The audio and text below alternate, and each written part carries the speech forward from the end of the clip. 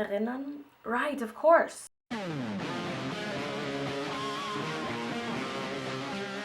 Hey guys, welcome back to my channel. It's Theresia or Terry.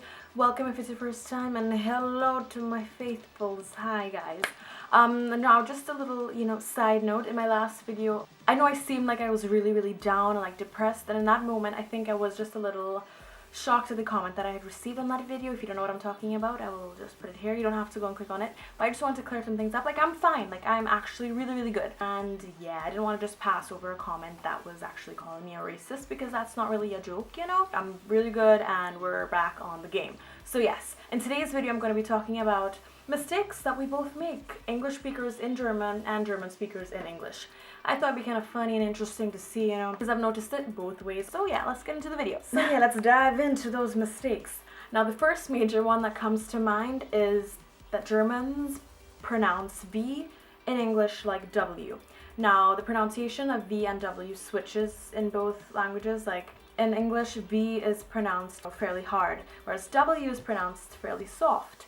Water, as opposed to vehicle. But in German, V is pronounced very soft, like Vater, and W is pronounced not quite as soft, Wasser. And yeah, so there's a little switch. So sometimes when Germans are speaking in English, they will have that soft pronunciation of V.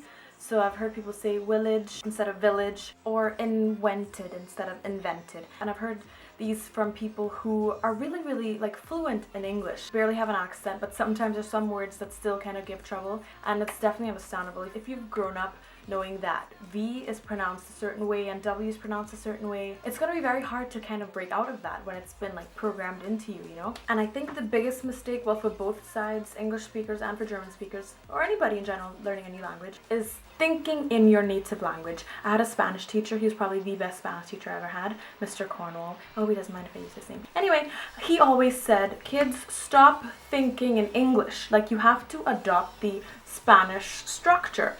Like the way that, sentences would be constructed, as well as the different types of sayings. I've heard like people in English and people, well, English speakers and German speakers, often they'll have like sayings and somebody would want to translate that into German.